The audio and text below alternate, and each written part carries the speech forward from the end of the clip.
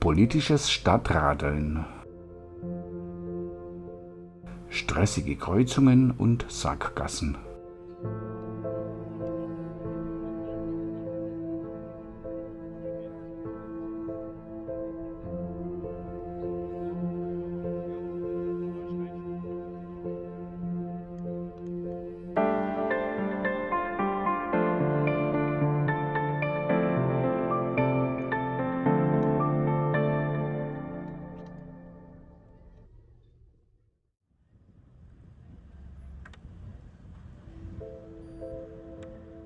Vor den Kommunalwahlen sind alle Gemeinderatsfraktionen zur Radelrunde durch die Stadt eingeladen.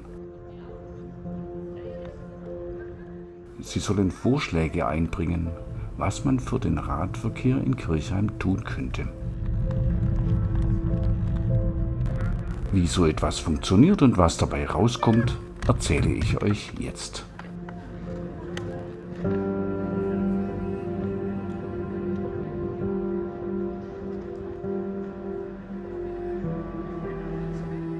Eigentlich findet unsere Stadtradeltour in jedem Jahr statt. Dieses Jahr passt sie natürlich besonders gut zur bevorstehenden Kommunalwahl. Hallo, kommen Sie ein bisschen näher? Noch näher. Ich stelle mich übrigens auch zur Wahl für die Liste Kirchheim Sozial. Aber das nur am Rande. Da kommt Hochzeit zuerst. Wir laden alle Fraktionen im Gemeinderat ein, an der Tour teilzunehmen und Vorschläge einzubringen, wofür sie sich einsetzen wollen.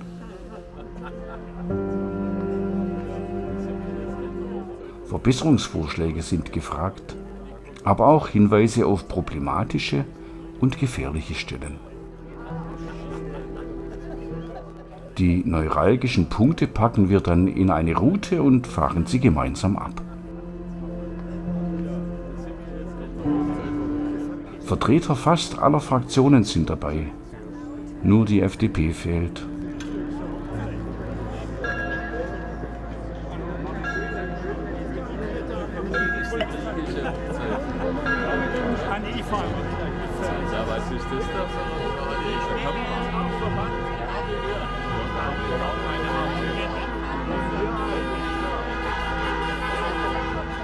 Und bei der Tour gibt es jede Menge Unterhaltung, Überraschungen und Diskussionsstoff. Ist das zeitgemäß? Jetzt sind, glaube ich, alle Fraktionen, nein, nicht alle, Gruppierungen vertreten, bis auf die FDP. Sie bietet auch die Möglichkeit, unsere schöne Stadt aus einem anderen Blickwinkel zu erleben. Knapp 3 Stunden dauert die Stadtradtour und wir legen dabei durchaus genussvolle Strecken zurück. Über die neue Fahrradstraße Bulkesweg zum schattigen Rambouilletplatz zum Beispiel.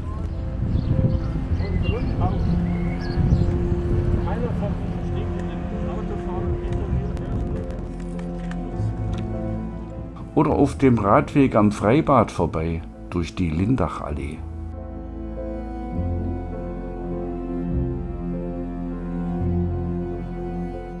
Auf solchen Wegen fühlt man sich sicher und kommt gut voran. Viel besser als mit dem Auto. Aber es gibt halt auch die anderen Beispiele und die klappern wir eben auch ab.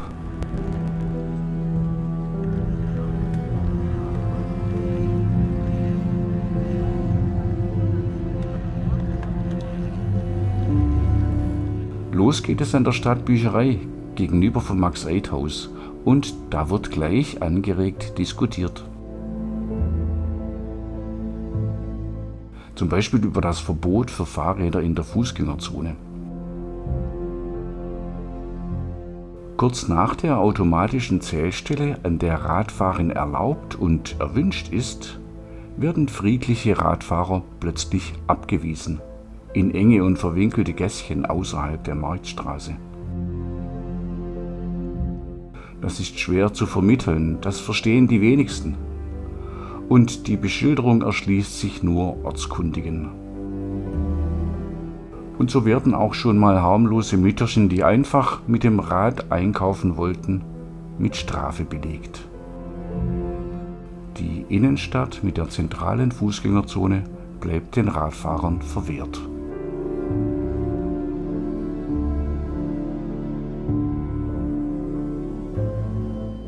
Diese Situation ist ziemlich einzigartig in Süddeutschland und außerordentlich unbefriedigend.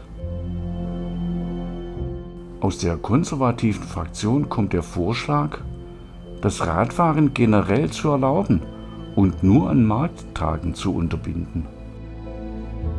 An Markttagen ist die Fußgängerzone ohnehin derart belebt, dass an Radfahren nicht mehr zu denken ist. Solche Vorschläge sorgen natürlich für Diskussionsstoff. Dann geht's entspannt in der Kolonne los auf dem Alleenring, durch die Gaisgasse und auf dem Fuß- und Radweg entlang der Lauter.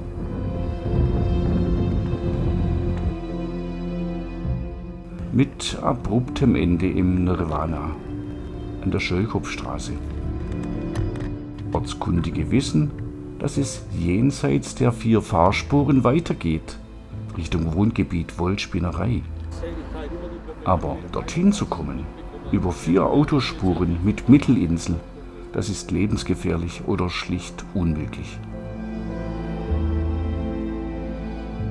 Abgesenkte Bordsteine und eine markierte Furt könnten Abhilfe schaffen, wird im nächsten Vorschlag vermittelt. Gute Idee. Aber weil es die nicht gibt, bewegt sich die Gruppe verkehrswidrig linksseitig auf dem Gehweg bis zur Ampel am Geiserplatz. Der ganze Geiserplatz, egal in welcher Richtung, ist nur fürs Auto gedacht und bedeutet für Radelnde puren Stress. Sie stehen hier zwischen Autos eingeklemmt und warten geduldig auf die Gnade einer kurzen Grünphase.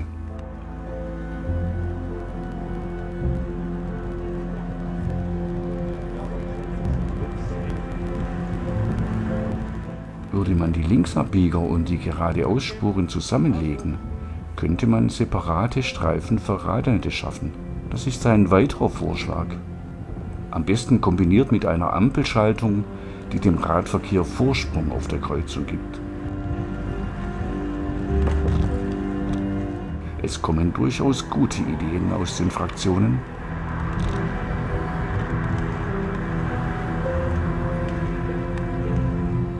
In Richtung Quartier Wollspinnerei ist der Gehweg für Fahrräder freigegeben. Allerdings aktuell verengt durch Baustellen und verwaiste Blumenkübel.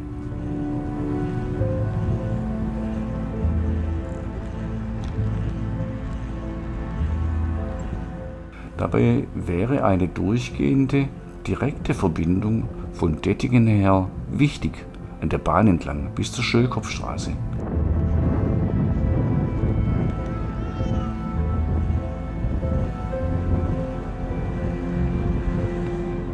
Doch die hätte man bei der Neubebauung des Wollspinnereiquartiers mitplanen müssen.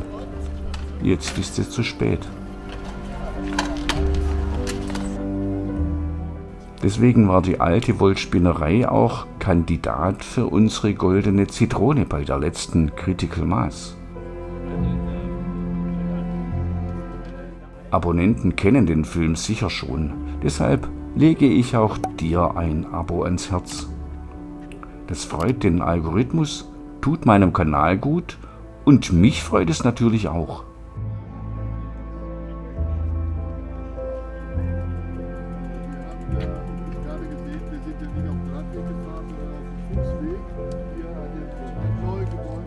Alle sind sich einig, dass in Kirchheim einige Details für den Radverkehr gut gelöst sind.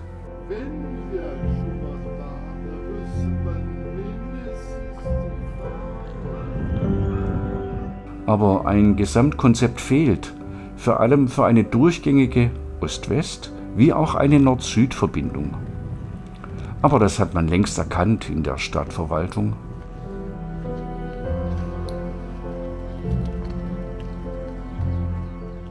Die Gruppe schaut sich noch weitere Punkte an, zum Beispiel die Bismarckstraße, die die nächste Fahrradstraße werden soll, oder den Fuß- und Radweg ab der Saarstraße, den Lauterradweg, der für ganze 1,5 Jahre gesperrt bleibt. Man spricht über die undurchschaubare und gefährliche Radlerführung auf der Stuttgarter Straße, über Kreisverkehre und Farbmarkierungen.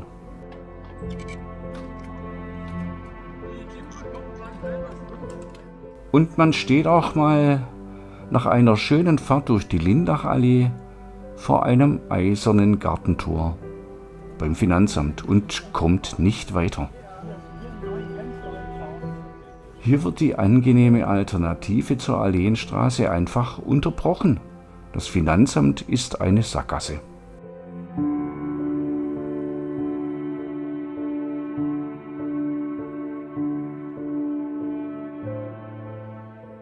Einiges hat sich getan für den Radverkehr. Kleinste Änderungen könnten vieles erleichtern. Und groß ist noch das Potenzial für wirkliche Verbesserungen. Damit der Radverkehr als überlegenes Verkehrsmittel eine Chance bekommt. Damit mehr Menschen sich trauen, mit dem Rad in die Stadt zu fahren. Damit weniger Menschen das Auto nehmen, aus Angst, überfahren zu werden.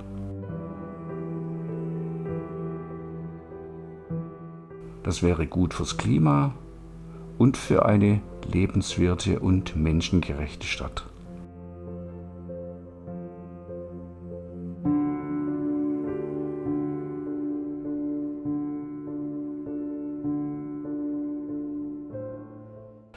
Dafür stelle ich mich zur Wahl. Auf der Liste Kirchheim Sozial. Mein Name ist Martin Schmid und sonst nehme ich dich mit auf eine Tour. Zurück zur Langsamkeit und vorwärts zu sich selbst.